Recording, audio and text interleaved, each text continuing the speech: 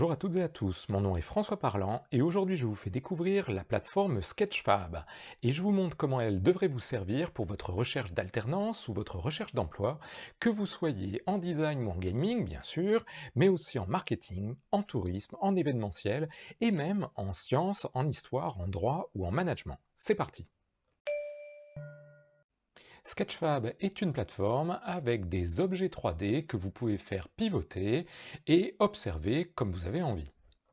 En cliquant sur un objet, vous pouvez avoir le modèle qui va se charger et vous pourrez ensuite voir sous toutes les coutures votre objet en 3D. Vous noterez que certains éléments sont même animables, c'est-à-dire que les parties du modèle peuvent bouger. On va essayer de prendre un petit exemple ici. Si j'arrive à dézoomer un peu, on a un élément qui bouge.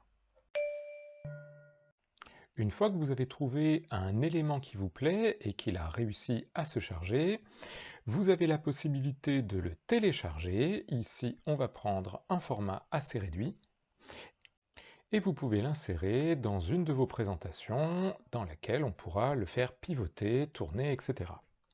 Ou l'insérer dans un outil de création avec par exemple ici un effet Swift pour les gens qui vont scroller vers le haut ou vers le bas. Bien sûr, vous allez vite comprendre que Sketchfab n'est pas juste une plateforme d'hébergement de modèles, c'est bien sûr une marketplace et les gens, particuliers ou entreprises, peuvent vendre des modèles qu'ils ont créés ou les acheter si vous en avez besoin pour un de vos projets. Mais cette plateforme est également un formidable outil de marketing, de communication, si jamais vous êtes un territoire ou une association, ou par exemple un musée ici. Évidemment, je prends un musée qui a probablement les moyens, un des musées de Vienne, et regardez un petit peu ce que l'on a lorsqu'on clique sur un des modèles. Donc déjà, le modèle va se charger, on a plein de modèles à propos de ce musée, et vous voyez qu'en plus, on peut cliquer sur des zones et avoir quelques petites explications supplémentaires sur chacun des éléments du modèle. Des challenges peuvent être créés par des entreprises du jeu vidéo notamment, qui vont vous proposer même de l'argent si vous arrivez à créer des choses extraordinaires. Les gens qui sont en histoire, en sciences ou en design auront bien sûr compris l'intérêt qu'il y a aujourd'hui à avoir participé bien avant d'entrer dans une école à un projet comme celui de modéliser un petit objet, par exemple une pièce de monnaie si à côté de chez vous il y a des éléments historiques, ou une petite bestiole si vous êtes plutôt sciences nat. Par exemple, j'ai eu la chance de découvrir qu'il y avait à côté de chez moi un musée de l'imprimerie. Bon, je pense qu'ils n'ont pas beaucoup de modèles 3D des vieilles presses qu'ils ont. Eh bien, si j'étais une étudiante ou un étudiant en design ou que je m'intéressais par exemple à la 3D dans le gaming, je pense que je tenterais de leur proposer la modélisation 3D d'un de leurs outils.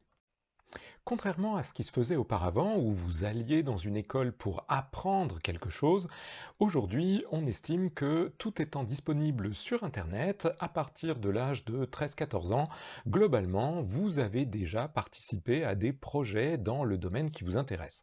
N'hésitez donc pas à vous investir, et bien sûr, puisque Internet vous donne accès à la connaissance, elle vous donne aussi accès au travail en équipe. On suppose donc qu'arrivé dans le supérieur, vous avez réussi à trouver des gens sur les réseaux sociaux qui ont les compétences techniques qui vous manquent, ou juridiques, ou marketing, et donc que vous avez pu créer ce genre de projet presque facilement. Si vous êtes doué pour les langues, par exemple, n'hésitez pas à proposer vos talents de traduction pour certains des éléments. Si vous êtes doué en sciences, mais pas forcément pour la partie design, n'hésitez pas à faire le rédactionnel pour accompagner ces différents modèles. À moins de travailler pour une grande institution, vous aurez peut-être besoin de moyens pour votre projet. Eh bien écoutez, je vous avoue qu'il est très intéressant pour des étudiantes et des étudiants qui ont envie de gérer des projets comme cela, eh bien de s'intéresser à la partie administrative et de travailler avec les associations, avec les conseillers locaux, pour essayer de construire des dossiers de demande d'aide de financement. Je sais que pour la plupart d'entre vous, c'est pas la chose la plus intéressante, mais je vous avoue, ça donne une dimension à votre CV qui est incroyable quand vous arrivez en entretien et que vous vous dites: «Oui, oui, j'ai participé à la construction du dossier». On se dit: «Waouh, c'est quelqu'un qui va, en plus de son métier, pouvoir gérer une équipe et peut-être même, eh bien, obtenir des financements». Et vous savez, l'argent, c'est quand même le nerf de la guerre. La création d'espaces virtuels, par exemple de métaverse, va nécessiter bien sûr que l'on habille ces espaces.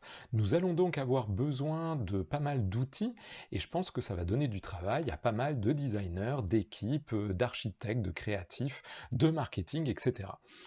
Et il y a une deuxième dimension qui va nous intéresser énormément, c'est bien sûr les juristes.